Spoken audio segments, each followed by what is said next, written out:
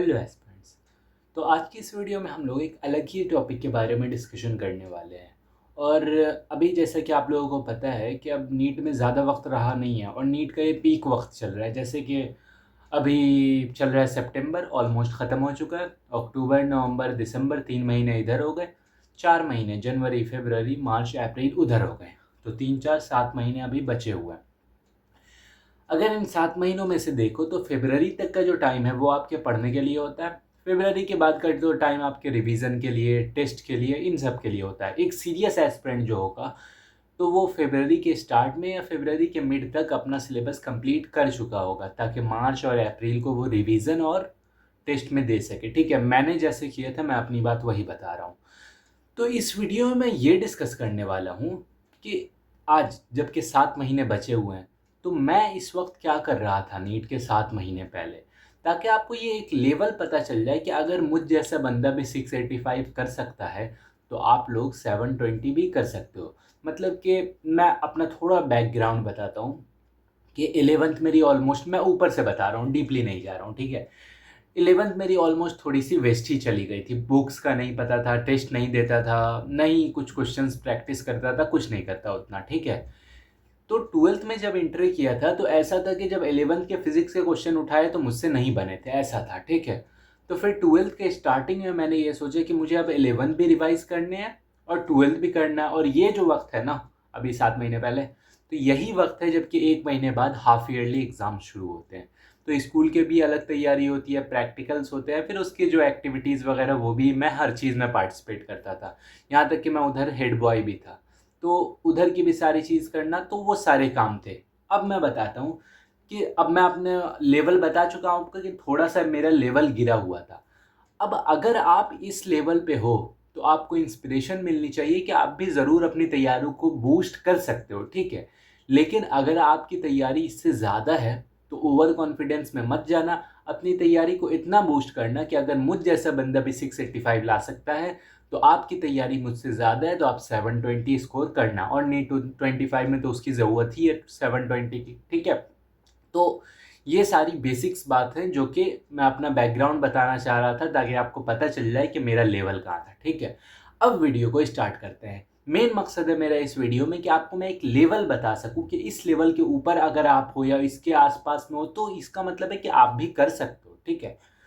तो सबसे पहली बात कि आपको याद होगा कि नीट के लिए पीडब्ल्यू का AITS ड्रॉपर आता है, ऑल इंडिया टेस्ट सीरीज, ठीक है। तो वो आता है 26 नवंबर को, पिछली बार स्टार्ट हुआ था, मुझे अभी यही डेट पता है, 26 नवंबर को पिछले साल स्टार्ट हुआ था।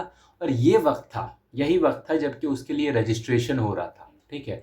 तो मैंने 4000 का उसका बैच लिया था, गर्चे वो ड्रॉपर का था लेकिन मैं 12th वाला ठहरा।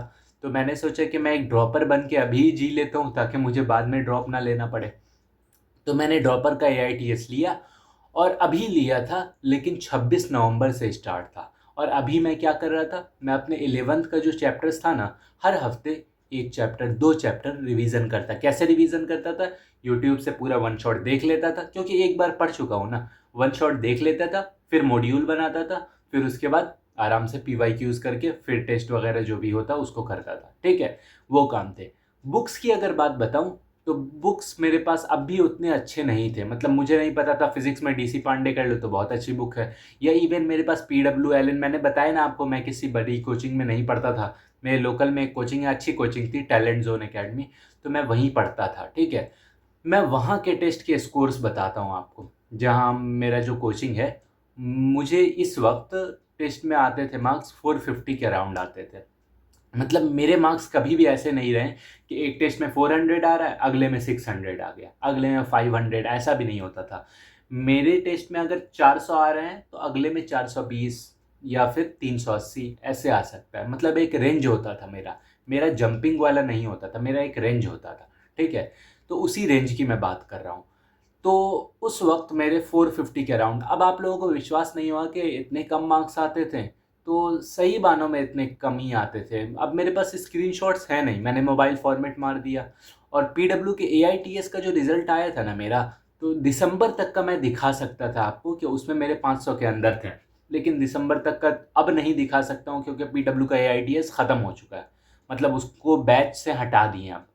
तो अब उसका रिजल्ट भी नहीं देख सकते हैं।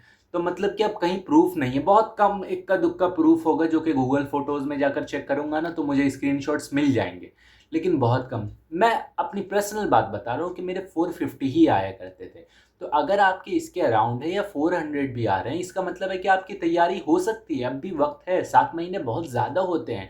7 महीने के अंदर में सोच लो, अभी मैंने ट्वेल्थ तो पढ़ ही रहा था, 11th रिवाइज करना शुरू किया था मैंने, ठीक है।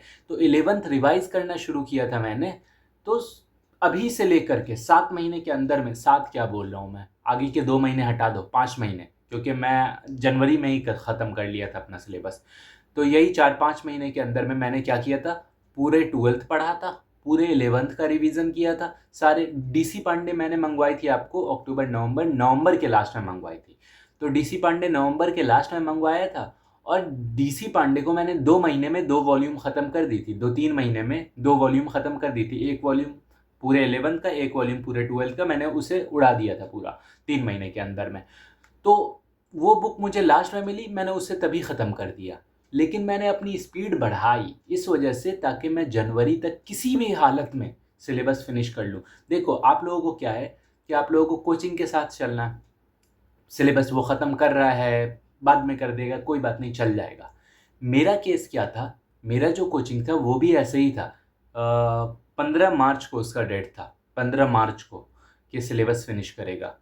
अब बताओ कि एक 12th वाला बंदा, उसे 12th भी देखना है बोर्ड्स, तो उसका सिलेबस क्या मार्च तक ख़त्म होना चाहिए, या इवन फरवरी में, 28 फरवरी को तो उसका एग्ज़ाम आ जाता है बोर्ड्स का। तो इसलिए मैं किसी भी हालत में, मैं फोर्स था अपने ऊपर कि मुझे जनवरी तक सिलेबस फिनिश करना है। तो मैंने AITS ड्रॉपर लिया था, ताकि उसी बहाने मेरा कुछ सिलेबस फिनिश हो।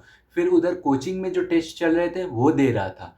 तो इस वक्त मेरे टेस्ट के मार्क्स 450 के अराउंड थे। बुक्स वगैरह का उतना कुछ पता भी नहीं था मुझे, और मेरा लेवल समझ सकते हो, अगर इतना बच्चा, मेरे जैसा बच्चा नीट में जाता ना, तो 500 के आसपास स्कोर कर लेता। इसलिए बोल रहा हूँ कि अगर आप इतना स्कोर कर रहे हो, 400, इवन 350 वाले भी, तो 7 महीने बहुत ज़्यादा इनफ टाइम होते हैं, पूरी हिस्ट्री चेंज कर सकते हो आप, ठीक है। और नीट जो होता है ना पेपर, वो तुम्हारे लिए हार्ड नहीं आएगा, टफ नहीं आएगा, डीप नहीं पूछेगा।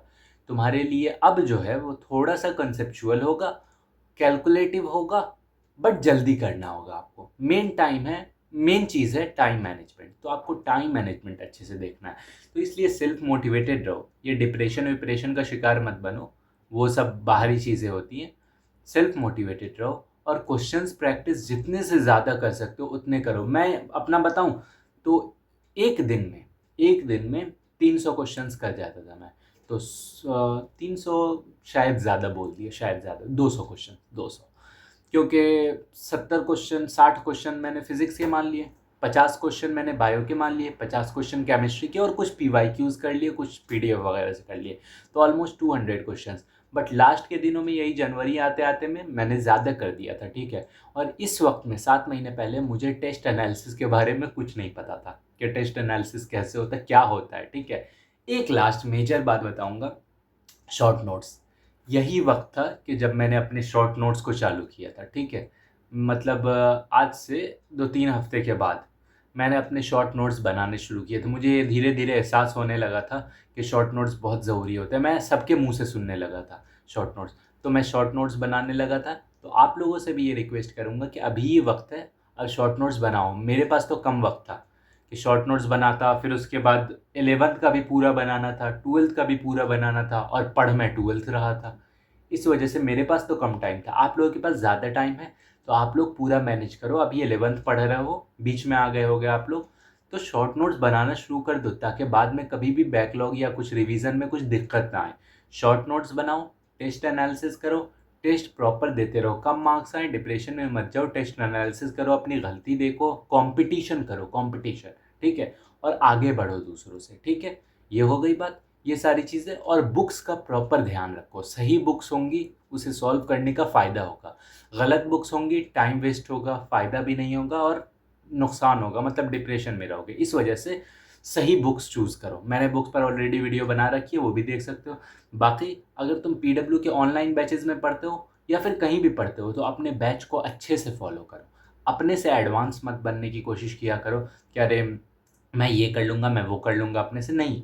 वो लोग एक्सपीरियंस्ड हैं, अगर एक्सपीरियंस्ड हैं, तो तुम उनकी बात सुनो, अगर लोकल कोचिंग नहीं है उसकी बात अलग बोल रहा हूँ। लेकिन पीडब्ल्यू का हो गया, एलन आकाश, ये सब एक्सपीरियंस्ड हैं, उनके हिसाब से चलो तुम, अगर वो कुछ बता रहे हो उनकी सुनो, ठीक है? और सेल्फ मोटिवेटेड रहो, खुद पे मेहनत करो, डिप्रेशन की चीज़ नहीं होती है कि टेस्ट में कम मार्क्स आ गए तो डिप्रेस्ड हो गए, नहीं ऐसा कुछ नहीं होता है। मेरे 400 थे, 450 थे, क्या मैं डिप्रेस होकर रह जाता तो अभी ऐसा 685 आ जाते? नहीं आते ना। इस वजह से मेहनत करो, अगली बार तुम्हें ज़्यादा मार्क्स की ज़रूरत होगी, 720 की ज़रूरत होगी एम्स के लिए, ठीक है? इस वजह से मेहनत करते रहो। बाकी वीडियो में कुछ भी अच्छा लगता हो तो लाइक ज़रूर कर देना। कोई भी दिक्कत हो, कोई भी प्रॉब्लम हो तो कमेंट ज़रूर कर देना, मैं रिप्लाई कर दूँगा। Thank you.